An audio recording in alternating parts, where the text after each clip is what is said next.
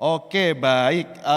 Tema kita hari ini adalah spiritualitas keugaharian. Ada yang pernah mendengar tema ini sebelumnya? Atau kata-kata ini? Baru kali ini ya? Wow. Ugahari itu belum pernah mendengar sebelumnya?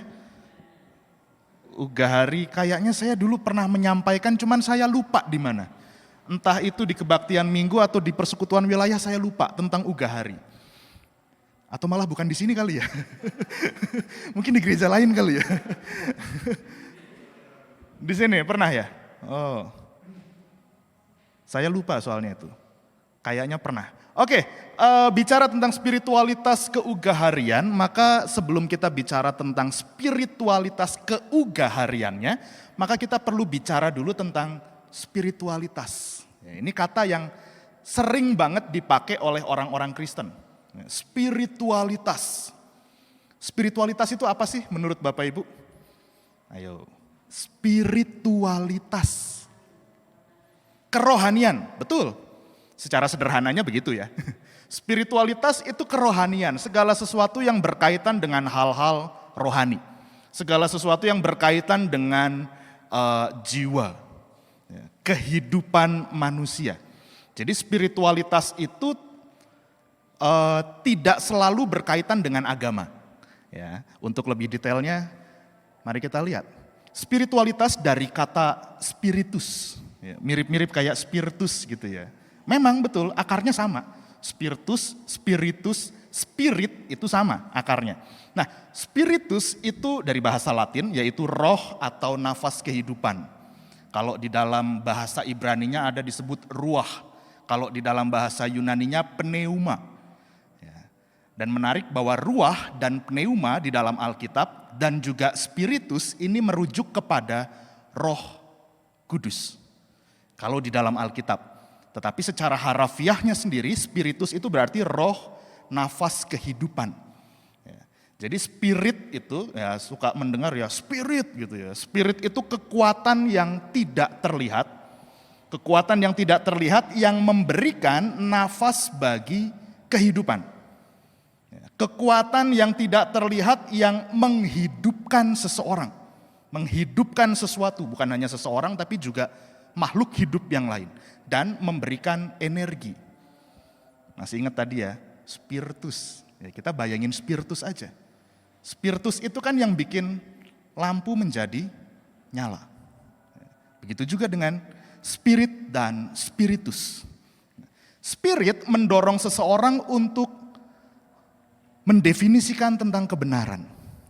Ya, jadi orang tahu ini benar, ini salah, ya dari dorongan spirit itu.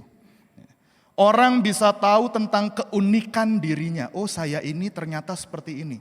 Oh, saya ini pribadi yang misalnya mudah marah. Oh, saya ini orang yang tidak suka kalau melihat orang lain itu menderita. Oh, saya ini ternyata orangnya itu punya pendirian yang teguh. Itu dari spirit. Orang bisa mengembangkan jati dirinya juga karena spirit. Ada dorongan itu. Bayangkan kalau orang sudah kehabisan spiritnya, kehabisan bahan bakarnya, sekalipun secara fisik hidup, tetapi ya energinya sudah padam. Jadi kita bayanginnya sederhananya ya kayak spiritus tadi. Spiritusnya habis, energinya habis, nyalanya habis. Makna hidupnya habis. Nah, jadi sebetulnya spiritualitas itu sama nggak sih dengan agama? Tidak. Berbeda. Spiritualitas itu tidak sama dengan agama. Tetapi keduanya berjalan beriringan. Artinya bisa saling melengkapi, bisa saling menguatkan satu dengan yang lainnya. Bedanya di mana? Spiritualitas itu melihat ke dalam batin, menuju kesadaran akan nilai-nilai universal seseorang. Nilai-nilai universal itu maksudnya ya kayak tadi, karakternya gimana. Oh, bahwa yang ini tuh baik, yang ini tuh jahat. Oh, yang ini tuh berdampak untuk orang banyak. Oh, yang ini ternyata justru merugikan orang banyak. Kita bisa tahu itu dari spiritualitas. Agama itu lebih kepada melihat keluar, ya, melihat keluar dari seseorang melalui ritus formal. Ritus itu upacara-upacara keagamaan. ibadah, puasa, bertarak, apalagi misalnya berdoa, ada aturan-aturannya, ada tata caranya. Oh kalau berdoanya tangannya ke atas, atau berdoa tangannya harusnya dilipat. Oh kalau berdoa itu mestinya bersujud. Itu lebih kepada aturan-aturannya, dan itu yang diatur di dalam agama. Dasarnya dari mana? Dari tradisi dan Alkitab atau kitab suci. Kalau kita bicara agama kan gak hanya agama Kristen ya. Semua agama punya tata cara, punya aturan, punya hukumnya. Oh kalau ada yang melanggar, ya kena sanksi. GKI misalnya ya punya tata gereja, itu yang menjadi koridornya. Dan Alkitab tentu saja yang menjadi pondasinya. Nah, jadi spiritualitas dan agama itu dua hal yang berbeda, tapi bisa saling melengkapi. Agama itu sesuatu yang menata kehidupan spiritualitas. Jadi spiritualitas itu sendiri jauh lebih luas, jauh lebih lebar, sekaligus jauh lebih dalam. Kenapa begitu? Karena kembali kepada setiap orangnya. Warna spiritualitas saya dengan warna spiritualitasnya Pak Slamet misalnya, belum tentu sama. Sekalipun sama-sama orang Kristen. Sekalipun ibadahnya sama-sama di GKI. Sekalipun kalau misalnya Votum dan Salam berdiri gitu ya. Itu kan tata caranya. Sekalipun kalau menerima berkat juga berdiri gitu. Tapi spiritualitasnya, warna spiritualitasnya belum tentu sama. Saya merasa dekat dengan Tuhan ketika pergi ke alam, misalnya gitu. Pak Slamet misalnya, kapan Pak Slamet merasa dekat dengan Tuhan? Ketika apa Pak? Ketika tenangkah? Suasana tenang atau gimana? Ketika ada persoalan, sakit misalnya, wah, ntar sama Tuhan dikasih sakit terus Pak biar deket Pak. Dalam situasi-situasi sulit, merasa dekat dengan Tuhan, merasa sangat membutuhkan pertolongan Tuhan. Ada orang yang punya warna spiritualitasnya misalnya, oh saya merasa dekat dengan Tuhan ketika bisa nolong orang lain. Ketika bisa melakukan aksi-aksi sosial. Gary Thomas misalnya dia pernah menggambarkan ada 9 model spiritualitas. Dan sebetulnya ada macam-macam. Ada banyak tokoh-tokoh yang menjabarkan tentang spiritualitas. Ada yang 9 lah, ada yang 5 lah, ya terserah setiap orang. Karena itu tadi spiritualitas itu luas banget. Ibaratnya spiritualitas itu seperti samudra. Setiap orang ada di sana. Tenggelamnya beda-beda. Ada yang berenang, ada yang tenggelam, ada yang melayang-layang. Sementara agama itu perahunya. Semua ada sistemnya, ada aturannya. Nah, ini kita bicara tentang spiritualitasnya. Lalu bagaimana dengan ugahari? Nah, kalau di dalam kamus besar bahasa Indonesia, ugahari itu berarti yang pertama itu sedang-sedang saja, biasa-biasa saja, pertengahan, mediocre. Yang kedua, sederhana. Bentuk turunan dari ugahari adalah keugaharian, yang artinya kesederhanaan, kesahajaan. Contohnya, di sini saya menuliskan mengambil makanan secukupnya. Siapa di sini yang kalau misalnya lagi kondangan gitu ya, ngelihat ada boothnya banyak banget gitu kan, stand-standnya banyak, wah ini kesempatan nih. Syukur-syukur kalau bawa kantong plastik nih. Itu berarti berlawanan dengan keugaharian. Jadi ugahari itu ya mengambil secukupnya. Makan sampai habis. Siapa di sini yang kalau makan ngambilnya banyak, begitu disipin, wah nggak enak, tinggal. Nah itu berarti bertentangan dengan sikap ugahari. Tidak membuang-buang air. Siapa yang kalau mandi langsung nyembur ke baknya? Selain Mas Demas. Belakang ember doang ya Mas, nggak ada baknya ya. Ya, ini adalah contoh-contoh kecil dari ugahari. Jadi sudah dapat gambaran ya, tadi spiritualitas sudah dapat gambaran ya, energi yang membuat kita menyala. Lalu kemudian ugahari itu ya sederhana, sahaja, hidup secukupnya. Lalu bagaimana dengan spiritualitas keugaharian? Bisa dikatakan bahwa spiritualitas keugaharian itu adalah kebijaksanaan hidup yang didasarkan pada kesadaran bahwa rahmat Allah itu cukup untuk semua ciptaan. Rahmat Allah itu cukup untuk memenuhi kebutuhan semua ciptaannya. Gak mungkin kurang. Bahkan malah kalau bisa dibilang turah-turah. Selalu ada lebihnya. Nah, dari kebijaksanaan hidup ini maka kita sewajarnya mengendalikan diri dan hidup bersahaja melalui rasa kecukupan, sikap kecukupan, dan bersedia untuk berbagi dengan yang lain. Tujuannya apa? Supaya seluruh ciptaan bisa ikut merayakan kehidupan. Tujuannya baik banget ya, supaya semua ciptaan bisa merayakan kehidupan. Banyak yang hidup tetapi tidak bisa merayakan. Merayakan itu dalam arti mengagungkan, membesarkan. Bahwa hidup ini indah, bahwa hidup ini dengan apa yang kita punya itu baik banget.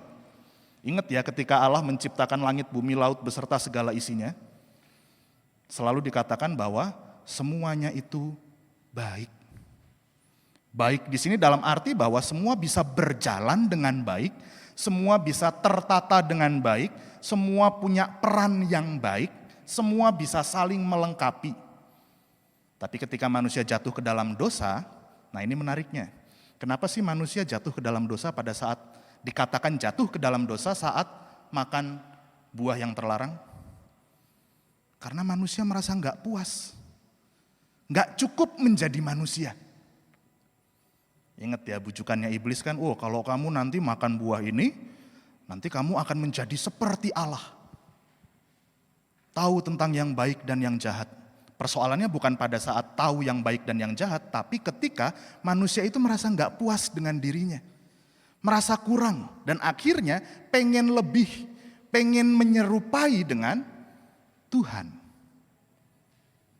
Jadi dosa pertama sebetulnya adalah kerakusan. Manusia yang pengen lebih dari yang sudah diberikan oleh Tuhan. Jadi hati-hati dengan kerakusan ini ya. Karena itu menjadi dosa pertama dan yang berlawanan dengan spiritualitas keugaharian. Yang sebetulnya dari sejak semulanya Allah sudah mengarahkan kita untuk hidup ugahari. Hidup secukupnya. Secukupnya dengan apa yang sudah Tuhan beri. Karena rahmatnya itu memang cukup. Enggak kurang. Mungkin lebih iya, tapi enggak pernah kurang. Nah, di dalam Alkitab misalnya ada banyak sekali contoh-contoh spiritualitas keugaharian. Dari contoh yang pertama tadi kita lihat tentang peristiwa penciptaan. Bagaimana Allah menciptakan segala sesuatunya baik adanya dan cukuplah untuk semuanya. Sebetulnya kan tumbuh-tumbuhan di sana pun itu cukuplah untuk memenuhi kebutuhan 2 orang manusia. Walaupun pada akhirnya manusianya merasa kurang. Kita lihat yang pertama contoh di sini adalah Matius pasal 6 ayat 11 yang paralel dengan Lukas pasal 11 ayat 3. Berikanlah kami pada hari ini makanan kami yang secukupnya. Dan kalau versinya Lukas, berikanlah kami setiap hari makanan kami yang secukupnya. Hanya berbeda di yang satu pada hari ini, yang satunya lagi setiap hari. Masing-masing penulis di sini, baik Matius maupun Lukas punya perspektif yang berbeda. Jadi kalau versinya Matius ya yang dia pikirkan ya hari ini. Bahwa hari ini Tuhan memberkati. Sementara kalau versinya Lukas, Lukas punya kesadaran bahwa setiap hari itu Tuhan memelihara. Jadi kalau Matius melihatnya hari ini, hari esok biarlah dengan kesusahannya sendiri, tetapi Lukas melihat bahwa betul hari esok memang ada kesusahannya, tapi Tuhan setiap hari itu menjaga kita. Dan kalau Tuhan itu setiap hari merawat kita, menjaga kita, maka makanan yang secukupnya itu pun akan dipenuhi. Akan diberikan oleh Tuhan. Simple ya. Berikanlah kami pada hari ini makanan kami yang secukupnya, berikanlah kami setiap hari makanan kami yang secukupnya. Keywordnya secukupnya. Contoh lain, Ibrani pasal 13 ayat 5. Janganlah kamu menjadi hamba uang dan cukupkanlah dirimu dengan apa yang ada padamu. Karena Allah telah berfirman, aku sekali-kali tidak akan membiarkan engkau dan aku sekali-kali tidak akan meninggalkan engkau. Ini menarik nih. Menariknya kenapa? Karena ada seperti perbandingan. Jadi di sini si penulis surat Ibrani ini mengatakan jangan menjadi hamba uang, ya, tetapi cukupkanlah dirimu dengan apa yang ada. Diperbandingkan dengan bahwa Allah itu tidak akan meninggalkan. Logika kalimat ini nggak nyambung.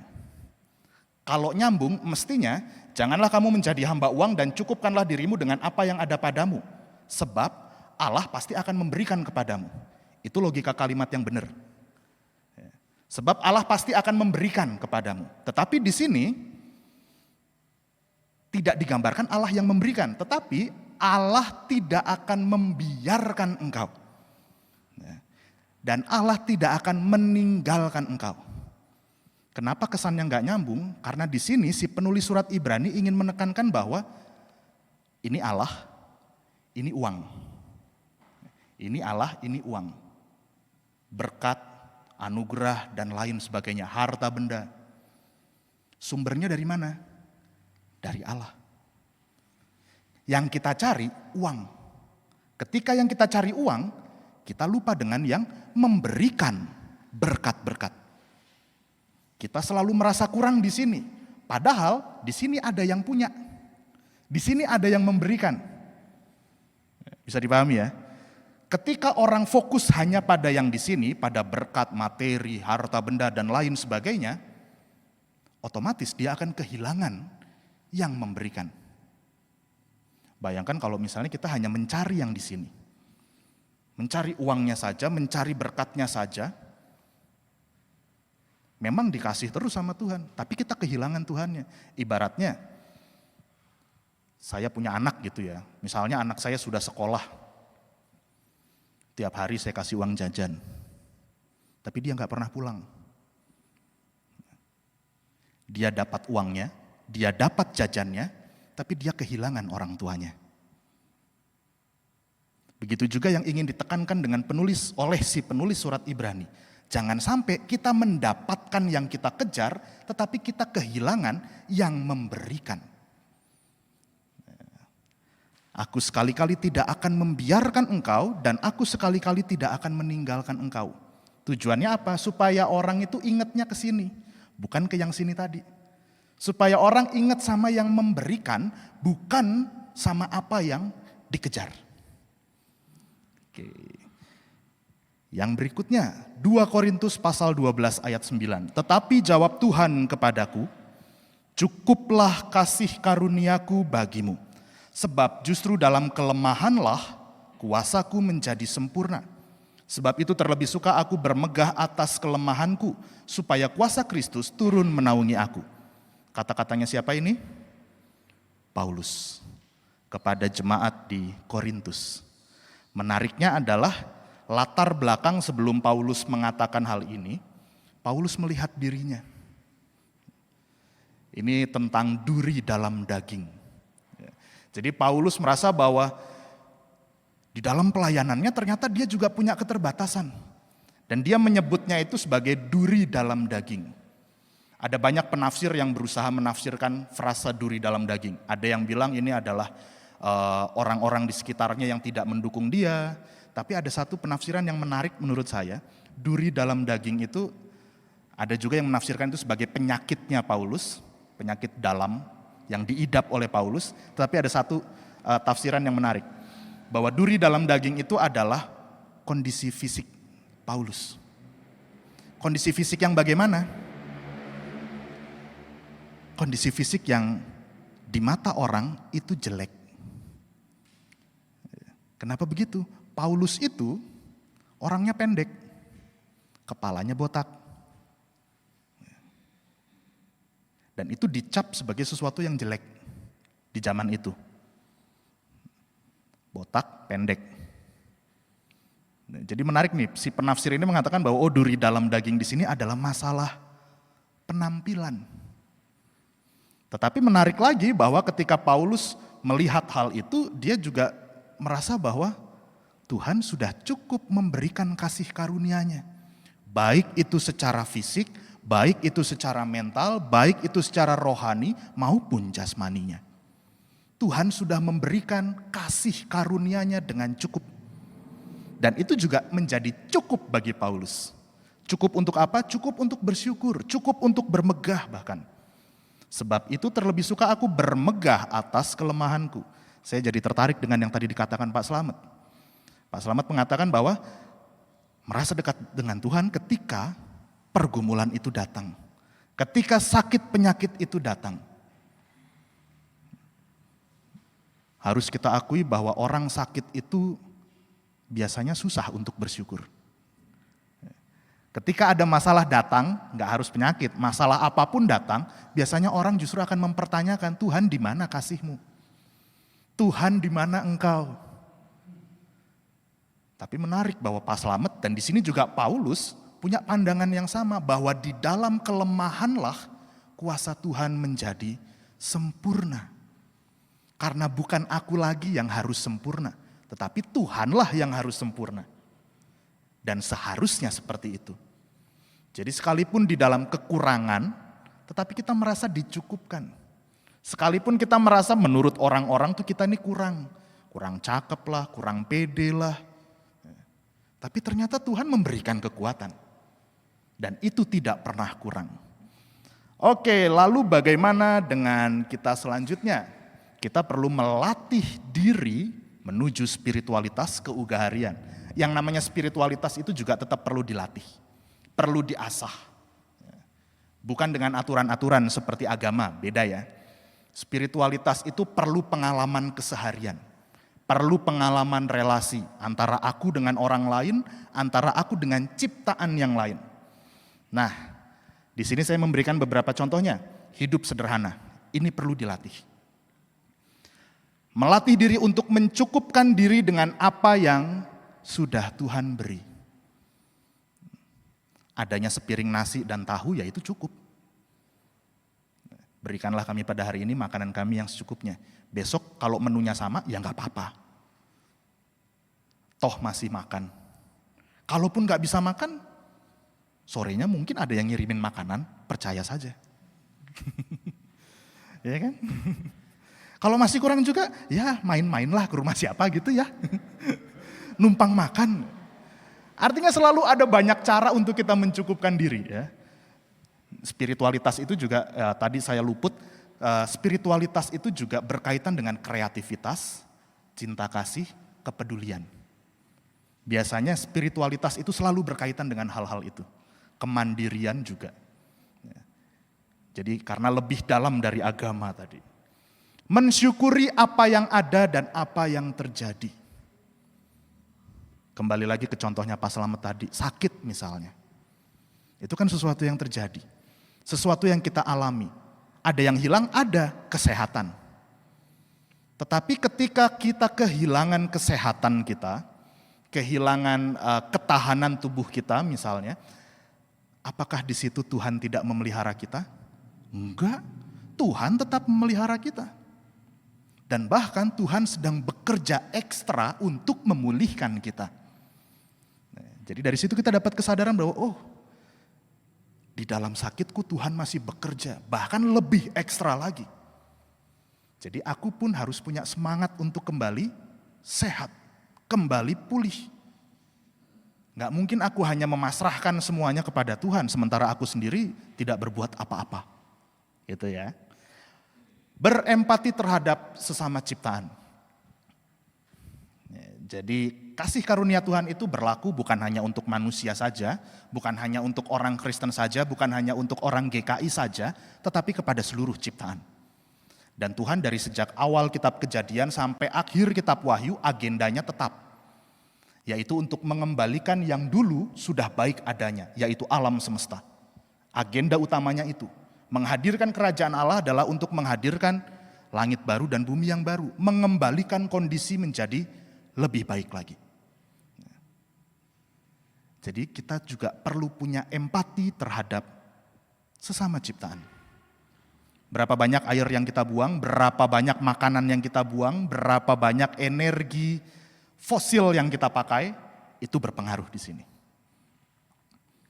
Berjuang untuk kesetaraan hidup. Kalau Tuhan sudah mencukupkanku, maka orang lain juga mestinya bisa merasakan kecukupan itu. Dan karena itu aku tergerak untuk ikut memperjuangkan kesetaraan. Karena ternyata ada banyak juga orang yang mungkin merasa yang hidupnya justru tertindas, yang hidupnya justru di bawah garis kemiskinan, entah garisnya ada di mana, saya juga bingung.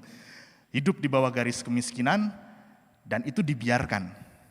Nah, di sini kita perlu berjuang untuk kesetaraan. Ada orang yang merasa tidak mendapatkan cinta kasih, ada orang yang merasa kesepian, ada orang yang merasa hidup di dalam kegagalan. Padahal Tuhan sudah memberikan cukup buat semuanya. Nah, kita tergerak untuk melatih diri untuk tergerak dalam menolong. Nah, ini yang cukup penting, menentang segala bentuk kerakusan. Nah, ini adalah contoh-contoh untuk melatih diri menuju spiritualitas keugaharian. Sebetulnya masih banyak lagi contoh-contoh yang lain yang bisa kita gali sendiri. Dan semua ini bisa terjadi kalau kita berelasi. Ini bedanya antara agama dengan spiritualitas. Spiritualitas itu selalu berkaitan vertikal dan horizontal. Antara kita dengan Tuhan dan panggilan kita terhadap sesama. Sementara agama ada aturan. Ada patokan. Oh, bahwa kitab suci mengatakan demikian, oh bahwa tata gereja kita mengatakan demikian, maka kita harus melakukan hal itu. Spiritualitas itu dikembalikan kepada setiap kita. Dikembalikan kepada pribadi-pribadinya. Mau melakukan dengan cara seperti apa? Yang cocok dengan dirinya. Nah, saudara-saudara, tentu saja melatih diri menuju spiritualitas keugaharian ini bukan perkara yang mudah. Kenapa? Karena dari sejak kecil kita sudah dipola untuk merasa kurang. Sadar atau tidak, dari sejak kecil kita sudah diarahkan untuk, ya katakanlah ada banyak orang yang mengatakan jangan cepat merasa puas. Ya kan? Jangan cepat puas.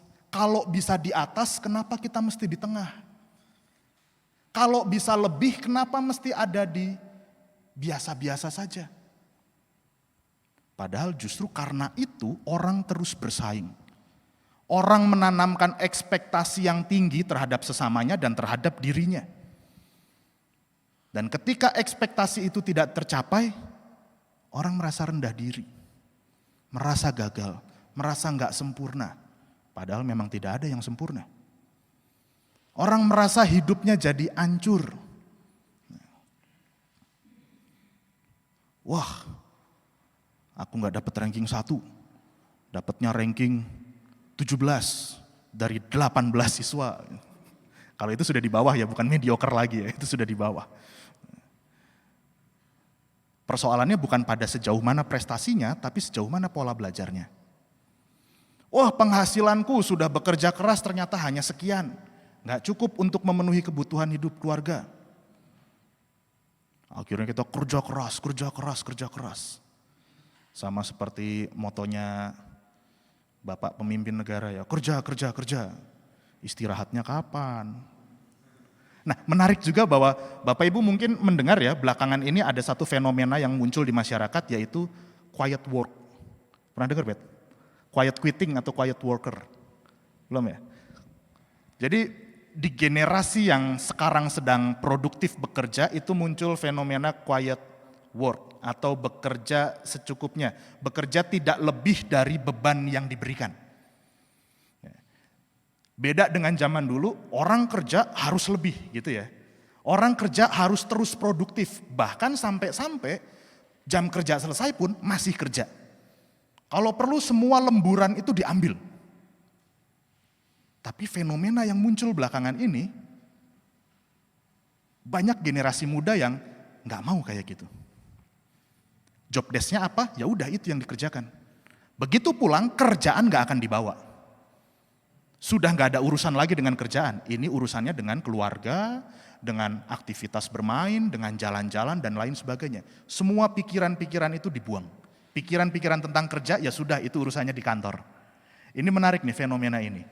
Karena menurut saya sejalan dengan spiritualitas keugaharian. Orang tidak memaksa dirinya menjadi seperti tuntutan masyarakat. Tapi tahu batas dirinya, tahu kebutuhan dirinya, tahu kebutuhan orang-orang di sekitarnya juga. Oh, bahwa keluargaku juga butuh aku di sini. Dan aku harus meninggalkan kerjaanku di sana. Karena aku sudah meninggalkan kantorku. Aku sudah meninggalkan tempat kerjaku. Ini waktunya aku memberikan yang terbaik untuk keluarga misalnya.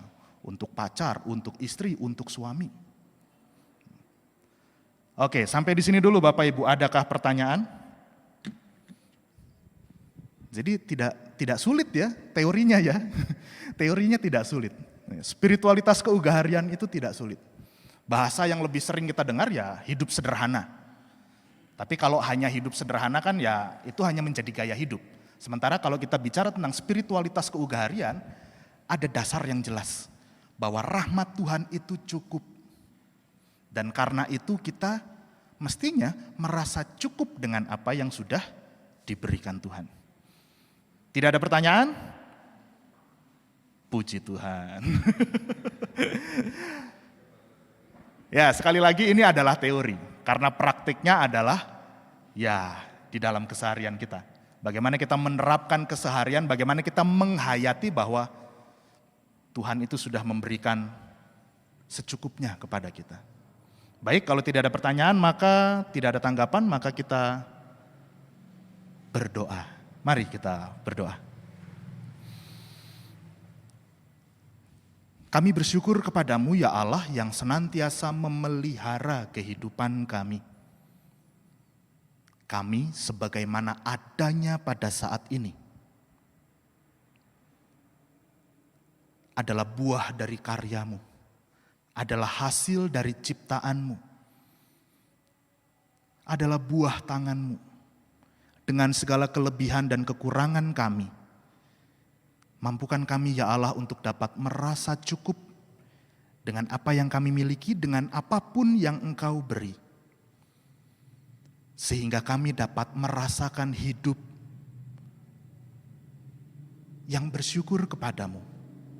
Hidup yang terpuaskan. Hidup yang lebih lapang, hidup yang lebih tanpa beban. Biarlah di dalam keseharian kami dapat terus merasakan cinta kasih-Mu yang mengalir melalui berbagai peristiwa kehidupan. Jangan biarkan kami tenggelam dalam kerakusan. Jangan biarkan kami tenggelam di dalam rasa ketidakpuasan. Karena ketika kami menjadi rakus dan tidak pernah puas, pada akhirnya kami hanya merusak gambar-Mu dalam diri kami. Pada akhirnya kami hanya menekan diri kami sedemikian rupa, sampai-sampai kami pada akhirnya melupakan apa yang ada di sekitar kami, yang telah Engkau anugerahkan. Di masa penghayatan kehidupan berkeluarga saat ini ya Allah, ajarlah kami untuk dapat memandang wajah-Mu dalam diri sesama anggota keluarga. Ajarlah kami untuk dapat menghargai keberadaan mereka seperti halnya kami menghargai Engkau. Karena setiap kami tercipta dari tangan-Mu. Wajah-Mu terpancar dalam diri setiap orang di sekitar kami. Mampukan kami ya Allah untuk dapat membagi waktu kami, meluangkan waktu kami, agar kami juga dapat hadir untuk orang-orang di sekitar kami, bukan hanya untuk diri kami sendiri, bukan hanya untuk atasan-atasan kami, bukan hanya untuk pekerjaan kami. Dan pada akhirnya ya Allah, di dalam segala pergumulan hidup kami yakin dan percaya bahwa Engkau tidak meninggalkan kami, bahwa Engkau senantiasa mencukupkan kami, memberikan kami spirit energi agar kami dapat tetap menyala. Biarlah hidup kami dapat menjadi persembahan yang kudus bagimu. Dimanapun kami berada, kami dapat memancarkan terang-Mu. Di dalam Kristus, Tuhan dan Juru Selamat kami yang hidup, Allah yang menjadi manusia dan hidup sederhana. Kami naikkan doa ini. Amin.